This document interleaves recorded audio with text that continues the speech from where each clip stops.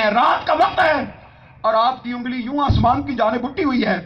میرے آقا میرے محبوب، جس جس طرف آپ کی انگلی جاتی ہے چاند بھی اسی طرف جاتا ہے، چاند بھی اسی طرف جاتا ہے. چاند آپ کا کھلونا بن گیا تھا.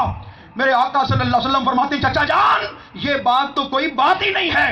میں آپ کو اس سے بھی عجیب بات بتاؤں، میری ماں، میری بہنوں، میری بیٹیاں، میرے مصطفیٰ نے فرمایا چچا جان یہ تو کوئی بات نہیں، میں پیدا ہو چکا تھا، میں پنگھوڑے میں موجود تھا، میں چاند کو دیکھ رہا تھا، کوئی کھلانے والا نہیں تھا. اللہ پاک نے چاند کو میرا کھلونا بنا دیا. لیکن سنیں، جب میں اپنی ماں کے بطن میں تھا، جب میں اپنی ماں کے بطن میں تھا، اس وقت جو لوح محفوظ پر قلم چلتا تھا چچا جان میں اپنی ماں کے بطن میں اس قلم کی آواز سنتا تھا، قلم کی آواز سنتا تھا. یہ کیا ہے بھائی؟ یہ دنیا میں اللہ پاک نے مصطفیٰ کو اجر عطا فرما دیا. چاند نے بھی حضور کو سجدے کیے. مولا کائنات سیدنا علی شیر خدا کے لیے سورج ڈوبا، سورج پلٹ کر واپس آیا تھا کہ نہیں آیا تھا؟ آیا تھا. اللہ پاک دکھانا یہ چاہتا تھا لوگوں جس سورج چاند کو تم سجدے کرتے ہو وہ سورج اور چاند تو میرے مصطفیٰ کی انگلی کے لیے پریشان ہیں اور تابع فرمان ہیں. وہ تو اشارے کے منتظر ہیں کہ کب مصطفیٰ کا اشارہ ہوتا ہے اور کب ہم حکم کی پابندی کرتے ہیں، حکم مانتے ہیں. ام المومنین سیدہ عائشہ صدیقہ فرماتی ہیں کہ ہمارے گھر میں ایک بکری تھی. حضور جب تک گھر میں رہتے وہ سکون سے حضور کے چہرے کو تکتی رہتی. بکری حضور کے چہرے کو تکتی رہتی. جیسے ہی میرے آقا گھر سے باہر تشریف لے جاتے ہلچل مچ جاتی، وہ بولتی، پریشان ہو جاتی. جیسے ہی آقا علیہ السلام دوبارہ تشریف لاتے وہ اپنا سر مصطفیٰ کے قدموں پہ رکھ دیتی، قدموں پہ سجدہ کرتی. غزوہ خیبر کے موقع پر میں بتانا چاہتا ہوں مصطفیٰ نے خدا کو سجدہ کروایا، خدا نے ہر چیز کے لیے لازم کر دیا کہ مصطفیٰ کو سجدہ کریں. حدیث پاک میں آتا ہے غزوہ خیبر کے موقع پر کہ جب مولا کائنات سیدنا علی شیر خدا کی انگلی کے اشارے سے خیبر کا دروازہ اکھڑ کر کئی گز دور جا کر گرا اور خیبر فتح ہوا. آقا علیہ السلام واپس تشریف لا رہے تھے، ایک یہودی سامنے آ گیا. یہودی، میں بتا رہا ہوں کہ عقیدہ توحید کیا ہے. اب حضور کی ان شانوں کو دیکھ کر کوئی بدبخت یہ کہے کہ حضور کی ان شانوں کو ماننا شرک ہے، نہیں. اللہ تو مصطفیٰ کی عظمت کو بڑھا رہا ہے، شان کو بڑھا رہا ہے. آقا علیہ السلام واپس تشریف لا رہے تھے، صحابہ کرام ساتھ تھے. حدیث پاک میں آتا ہے کہ ایک یہودی آ گیا، اس نے کہا یا رسول اللہ میں نے ایک گدھا خریدا ہے، بڑا مہنگا خریدا ہے اور نسلی گدھا ہے، لیکن یا رسول اللہ اے محمد مصطفیٰ صلی اللہ علیہ وسلم جب بھی میں اس پر سوار ہونے کی کوشش کرتا ہوں مجھے گرا دیتا ہے، جب بھی اس پر سوار ہونے کی کوشش کرتا ہوں وہ گرا دیتا ہے، زمین پر پٹک دیتا ہے. آقا علیہ السلام نے فرمایا مجھے اس کے پاس لے چلو. ہائے مجھے اس کے، یہ یہودی کا عقیدہ ہے اور عقیدہ تھا کہ مصطفیٰ صرف انسانوں کے نبی نہیں ہیں، جانوروں کے بھی نبی ہیں. اس کو یقین ہو چلا تھا. آقا علیہ السلام اس کے پاس گئے. اب بڑی توجہ سے بات سننے والی ہے. جیسے ہی آقا علیہ السلام تشریف لے گئے اس گدھے نے اپنا سر مصطفیٰ کے قدموں پر رکھ دیا. حضور نے اس کے کان سے پکڑا، اس کے ماتھے پر ہاتھ لگایا، پوچھا بھئی کیا ماجرا ہے؟ وہ زبان حال سے کہنے لگا یا رسول اللہ صلی اللہ علیہ وسلم میں فلاں قبیلے سے ہوں، فلاں قبیلے کا نمک خوار ہوں. یا رسول اللہ میری نسل میں 60 گدھے ہوئے ہیں، میرے آباء و اجداد میں کتنے گدھے ہوئے ہیں؟ 60 گدھے ہوئے ہیں. اور یا رسول اللہ وہ 60 کے 60 انبیاء کی سواری بنے ہیں، وہ 60 کے 60 انبیاء کی سواری بنے ہیں. یا رسول اللہ میں اپنی نسل کا آخری گدھا ہوں اور آپ انبیاء کی لسٹ میں آخری نبی ہیں. یا رسول اللہ میری خواہش یہ ہے، میں کوئی بد تینت نہیں ہوں، بد مزاج نہیں ہوں، بد نسل نہیں ہوں. بد نسل جو بے وفائی کرتے ہیں وہ بد نسل ہوتے ہیں، جو بے وفائی کرتے ہیں وہ بد تینت ہوتے ہیں. جو بے وفائی، خدا را بے وفا نہ بننا، مصطفیٰ کے دین سے بے وفا نہ بننا، اپنی نسلوں کو بے وفا نہ بنانا، مصطفیٰ کا غلام بنانا، مصطفیٰ کا نوکر بنانا، اپنی بیٹیوں کو مصطفیٰ کی کنیزیں بنانا، دین سکھانا، دین پر عمل سکھانا. وہ عرض کرتا ہے یا رسول اللہ میں اپنی نسل کا آخری گدھا ہوں اور آپ انبیاء میں سے آخری نبی ہیں، میری خواہش یہ ہے کہ میں آپ کی سواری بنوں. اور اگر میں اس کو گراتا نہیں ہوں اس یہودی کو تو یہ مجھے اپنا نوکر رکھے گا اپنی سواری. یا رسول اللہ گراتا اس لیے ہوں تاکہ یہ مجھے بیچ دے, اور مجھے پتا تھا کہ آپ ایک دن لجپال ہیں, آپ ضرور تشریف لائیں گے. یا رسول اللہ مجھے خرید لیں. جب وہ سرگوشیاں کرتا رہا, حضور سے سرگوشیاں کرتا رہا, ہائے ہائے پنڈ دادن خان والو, خدا کی عزت کی قسم مصطفیٰ سے سرگوشیاں کرنا سیکھو, وہ قدر سمجھ جائے گا, نصیب سمجھ جائے گا. حضور سے سرگوش, یہ کیا بات ہوئی کہ حضور سنتے نہیں, یہ کیا بات ہوئی کہ حضور دیکھتے نہیں. تم نے حضور کو اللہ کے مقابلے میں لا کے رکھ لیا. نہیں, حضور جو کچھ کرتے ہیں خدا کے ارادے سے کرتے ہیں, اور مصطفیٰ کی ہر شان اللہ کی توحید پر دلیل ہے. مصطفیٰ کی ہر شان خدا کی توحید پر کیا ہے؟ اس لیے کہ سورہ اخلاص میں توحید بیان ہی مصطفیٰ کے وسیلے سے ہوئی ہے, ورنہ اس کو توحید کہیں گے ہی نہیں, کچھ اور ہوگا. وہ کچھ اور ہوگا, وہ توحید نہیں ہوگی. تو پھر اس نے کیا کہا؟ اس نے کہا یا رسول اللہ مجھے اپنے ساتھ لے جائیں. آقا علیہ السلام نے اس یہودی سے کہا بھائی یہ مجھے بیچو گے؟ مجھے بیچو گے؟ اس نے جب سارا منظر دیکھا نا, وہ عرض کرتا ہے یا رسول اللہ صلی اللہ علیہ وسلم, میں نے جو منظر دیکھا ہے, میں بھی آپ کا ہوں, یہ گدھا بھی آپ کا ہے, مجھے کلمہ پڑھا کر مسلمان کر لیجئے, مجھے کلمہ پڑھا کر مسلمان کر لیجئے. آقا علیہ السلام نے کلمہ پڑھایا, اس نے گدھا حضور کے حوالے کیا. آقا علیہ السلام اس پر سوار ہو گئے. اس کا نام تھا یعفور.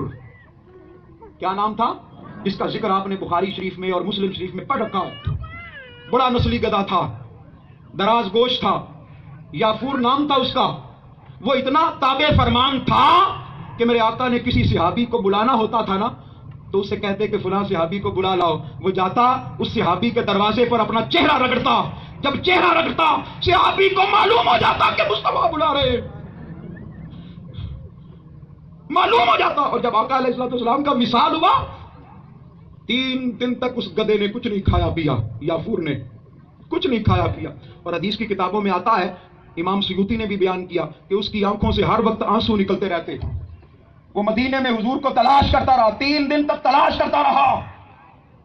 کبھی مسجد نبوی کے دروازے پر جا کر کھڑا ہو جاتا اور مسجد نبوی کے دروازے پر اپنا چہرہ ملتا, مصطفیٰ کو تلاش کرتا. کبھی مدینہ پاک میں ایک باغ تھا, اس باغ میں چلا جاتا, حضور کو ڈھونڈتا. وہ کنویں میں چلا جاتا, کنویں پر جا کر حضور کو دیکھتا, تلاش کرتا. کبھی سجدہ کائنات کے دروازے پر جاتا. ہائے ہائے ہائے, ہمارا تو گزارا ہی نہیں سجدہ کائنات کے در دولت کے بغیر, سجدہ کائنات کے دروازے کے بغیر, سجدہ کائنات کی دہلیز کے بغیر. میرے قائد نے, شیخ الاسلام نے ہمیں طریقہ سکھا دیا. آپ فرماتے ہیں میں جب بھی مدینہ پاک جاتا ہوں, میں نے مصطفیٰ کی بارگاہ میں حاضری دینی ہوتی ہے, میں پہلے حضور کے روضے پہ نہیں جاتا, میں سیدہ کائنات کے روضے پہ جاتا ہوں, امام جعفر صادق کے روضے پہ جاتا ہوں, حضرت امام حسن مجتبیٰ کے روضے پر جاتا ہوں. دور کھڑا ہو کر عرض کرتا ہوں, یہ میرے قائد شیخ الاسلام نے فرمایا, کھڑا ہو کر عرض کرتا ہوں سیدہ کائنات اپنے بابا سے کہے, اپنے بابا سے کہے کہ ہمارا کتا آیا ہے, اس کو چند ٹکڑے ڈال دے. ہمارا کتا آیا ہے, اس کو چند ٹکڑے ڈال دے. ارے سیدہ کائنات کا دروازہ وہ دروازہ ہے, سیدہ کائنات کا در وہ در ہے.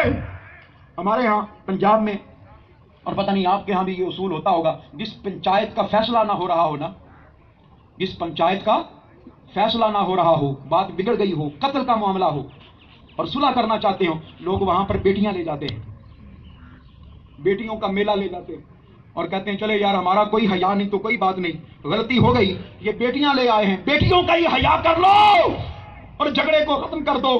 ہم عرض کرتے ہیں یا رسول اللہ ہمارے اعمال تو اس قابل نہیں ہیں, ہمارے اذکار اس قابل نہیں ہیں, ہمارے کردار اس قابل نہیں ہیں, ہماری نمازیں اس قابل نہیں ہیں, ہمارے روزے اس قابل نہیں ہیں. یا رسول اللہ آپ کی بارگاہ سے معافی مل سکے. ہاں ایک در ایسا ہے, ایک دروازہ ایسا ہے, ایک بارگاہ ایسی ہے جو سیدہ کائنات کی بارگاہ ہے. یا رسول اللہ ہم آپ کی بارگاہ میں سیدہ کائنات کا میلہ پیش کرتے ہیں, ہمیں معاف فرما دیں. ہمارا عقیدہ توحید درست ہو جائے, ہمارا عقیدہ رسالت درست ہو جائے, ہماری فکر درست ہو جائے. ہمارے عقائد درست ہو جائیں، ہمارے اعمال درست ہو جائیں، یا رسول اللہ ہمارا میلہ قبول کر لیں۔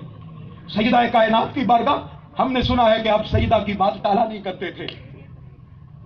ایک غزوے میں آقا علیہ الصلوۃ والسلام کی بہن شیما قید ہو کے آ گئی اور آپ کے ساتھ 1000 لوگ، کتنے بولیے، ان کے قبیلے کے لوگ بھی قید ہو کر آ گئے۔ جب آقا علیہ السلام نے دور اپنی بہن شیما کو دیکھا، دور دیکھا، آقا علیہ السلام دوڑ پڑے، دوڑ کر اپنی بہن شیما کے سر پر دوپٹہ دیا، چادر دی، چادر دی۔ بہنوں کو بھائیوں پر بڑا مان ہوتا ہے، اے بہنوں والوں بڑا مان ہوتا ہے۔ چادر دی میرے مصطفیٰ نے۔ پوچھا شیما بہن بتاؤ کیا مدد کر سکتا ہوں؟ بھائی جان میرے یہ قبیلے والے 1000 لوگ آ گئے، قیدی بن کے آ گئے خندق کے موقع پر، یا رسول اللہ ان کو آزاد فرما دیں، احد کے موقع پر ان کو آزاد فرما دیں۔ آقا علیہ السلام نے دوسری بات ہی نہیں کی، دوسری بات ہی نہیں کی۔ آقا علیہ السلام نے فرمایا میری بہن شیما آ گئی ہے، میرے صحابہ شیما کے ساتھ جو آیا ہے سب کو چھوڑ دو۔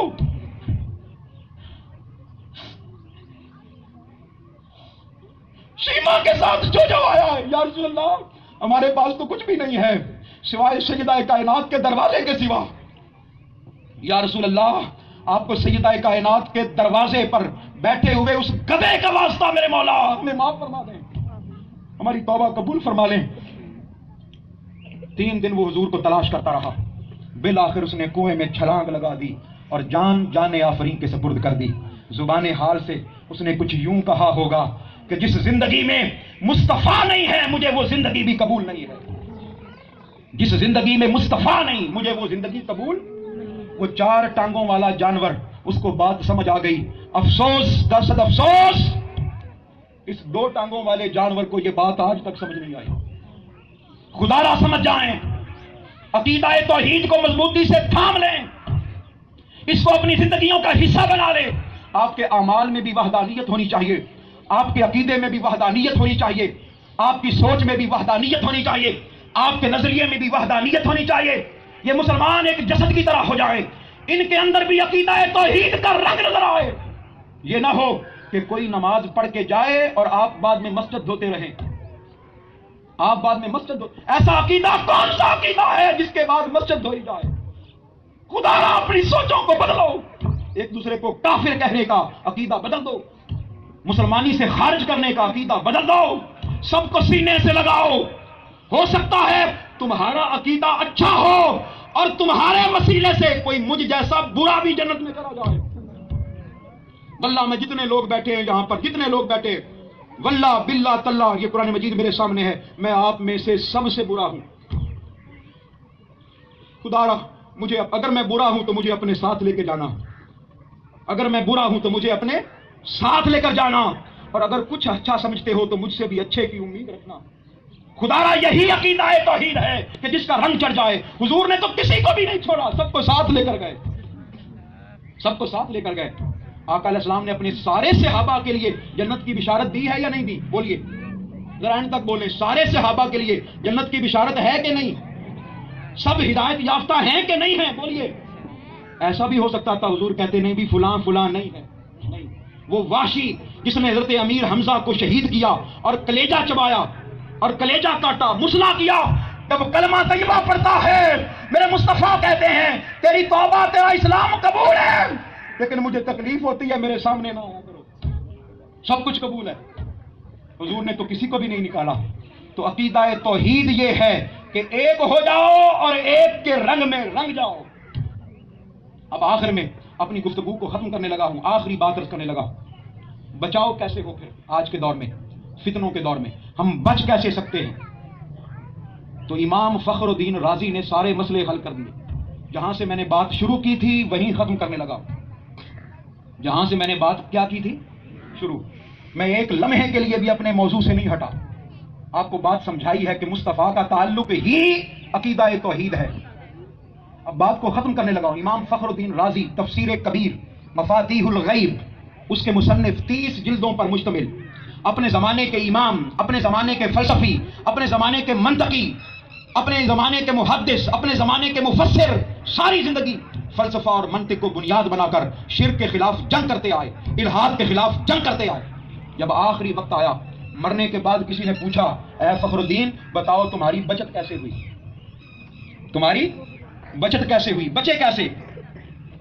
یہ تو آپ کو معلوم ہے نا سب لوگوں کو کہ جب انسان کی موت کا وقت نزدیک آتا ہے تو شیطان ایک آخری حملہ کرتا ہے، یہ سب کو پتا ہے، آخری حملہ انسان پر مرتے وقت شیطان کرتا ہے، اور یہ تو تمام حدیث کی کتابوں میں موجود ہے کہ شیطان مرنے سے پہلے آخری وقت ماں کی شکل میں آتا ہے دائیں جانب سے، اور آ کے کہتا ہے میں تمہاری ماں ہوں، تمہیں دودھ پلایا ہے، خود گیلی جگہ پر سوئی ہوں، تمہیں خشک جگہ پر سلایا ہے، دیکھو میرے احسانات کا بدلہ یہ ہے کہ تم نصرانی ہو جاؤ، عیسائی ہو جاؤ۔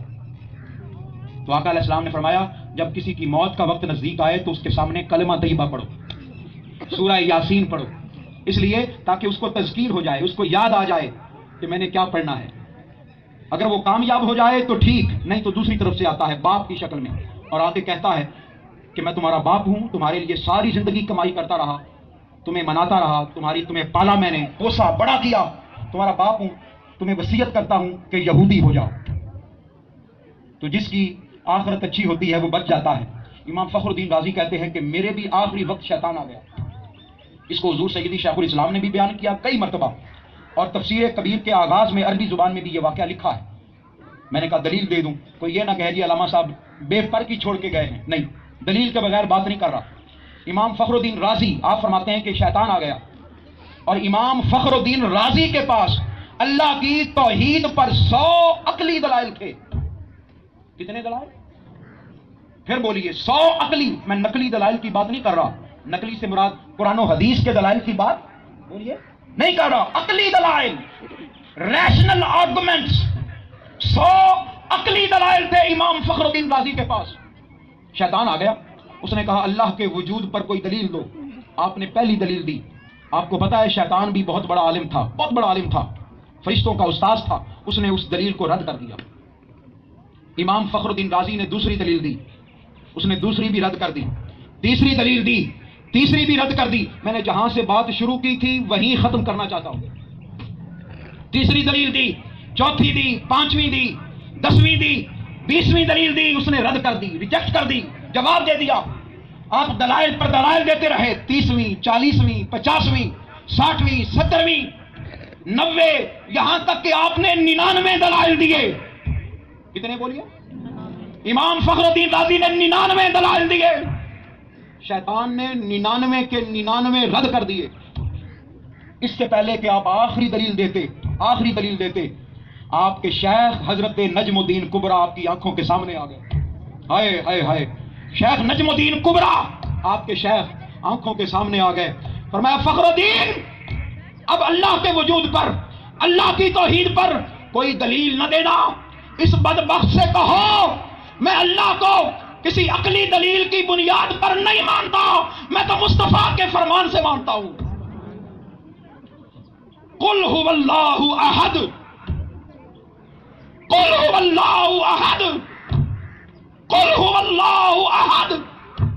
توحید ماننی ہے تو قل کے وسیلے سے مانو، توحید ماننی ہے تو مصطفیٰ کے لبوں کو چوم کے مانو، توحید ماننی ہے تو میرے مصطفیٰ کی زبان مقدسہ پر اعتبار کر کے مانو، توحید ماننی ہے تو میرے آقا کے قدموں سے چمٹ کر مانو۔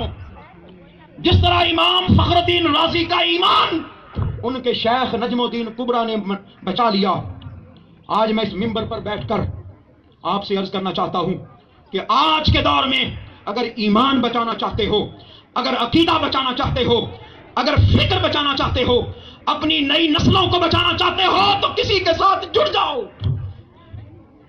کسی کا دامن تھام لو، کسی کے قدموں سے جڑ جاؤ۔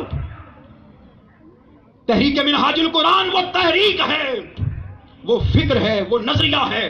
حضور سیدی شیخ الاسلام وہ تحریک ہیں کہ خدا کی عزت کی قسم اگر نئی نسلوں کو بچانا چاہتے ہو، ان بیٹوں اور بیٹیوں کو بچانا چاہتے ہو تو ایک ہی طریقہ ہے کہ تحریک منہاج القرآن کے ساتھ جڑ جاؤ، سیدی شیخ الاسلام کے قدموں سے جڑ جاؤ، منہاج القرآن کی فکر سے جڑ جاؤ۔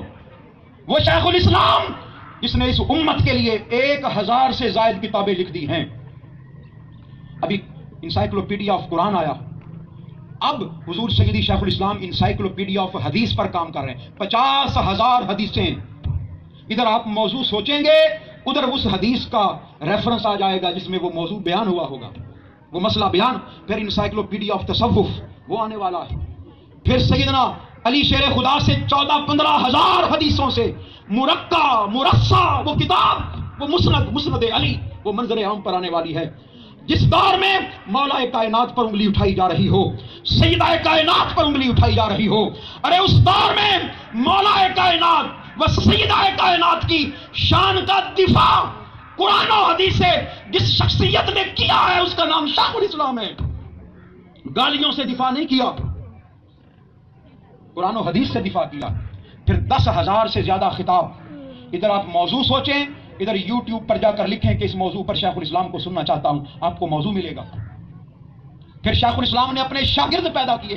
سب سے بڑی کرامت آج کے دور میں, اپنے ہزاروں شاگرد پیدا کر دیے کہ میں جہاں مرضی رہوں, دنیا میں رہوں یا نہ رہوں, میری فکر چلتی رہے, میرا نظریہ چلتا رہے, میری سوچ چلتی رہے. ان قریب اس کی مثال نہیں ملتی کہ شیخ الاسلام کا شاگرد ہو اور گری ہوئی بات کر دے. نہیں, ایسا نہیں ہوتا. خدا کی عزت کی قسم, اپنی بیٹیوں کو آگے لے کر آؤ, کسی فکر کے حامل بنو, کسی نظریے کے حامل بنو. تحریک منہاج القرآن کے دوست موجود ہیں یہاں پر, ان سے رابطہ کرو, ان سے ملو. تحریک منہاج القرآن کی رفاقت اختیار کرو, ممبرشپ اختیار کرو. اجتماعی اعتکاف آ رہا ہے, اعتکاف میں شرکت کرو. دروس قرآن ہوتے ہیں, دروس قرآن میں شرکت کرو. مجلہ منہاج القرآن آتا ہے وہ پڑھو, مضامین پڑھو. اور تحریکوں سے وابستہ ہو جاؤ. پیر کرم شاہ الازری سے مل جاؤ, بھیرا شریف سے مل جاؤ, دعوت اسلامی سے محبت کرو. ارے جو مصطفیٰ کے دین سے محبت کرتا ہے اس سے پیار کرو. ہمارے ہاں تو نفرت ہے ہی نہیں, ہم تو سینے سے لگانے والے لوگ ہیں. لوگوں سے محبت کرو, کوئی اپنا آئے اس سے بھی محبت کرو, جو غیر آ جائے اس سے بھی محبت کرو, اس سے بھی پیار کرو. اللہ پاک اس تحریک کا سایہ ہمیشہ اپنے سروں پر قائم رکھے. تو ہم نے توحید کو ماننا ہے, لیکن یہ جملہ آپ سب میرے ساتھ مل کر بولیں, ہم نے توحید کو ماننا ہے لیکن مصطفیٰ کے وسیلے سے. میں پھر بولتا ہوں, ہم نے توحید کو ماننا ہے لیکن مصطفیٰ کے, ہم نے توحید کو ماننا ہے مصطفیٰ کی شانوں کو ماننے کے بعد, مصطفیٰ کی عظمتوں کو ماننے کے بعد, مصطفیٰ کے قدموں سے چمٹنے کے بعد. وما علینا الا البلاغ المبین.